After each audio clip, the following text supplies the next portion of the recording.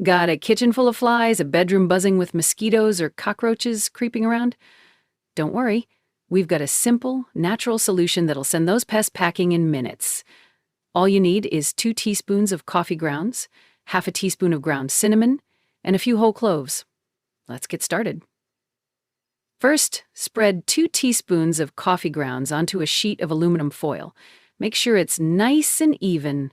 Next, sprinkle in half a teaspoon of ground cinnamon. This adds a powerful scent that insects hate. Now, add a few whole cloves for an extra punch. These little guys are like kryptonite for pests. Mix everything together gently. You want a nice, even blend of all these insect-repelling superstars. Place the foil on a stove and heat it over low heat for just 1 minute.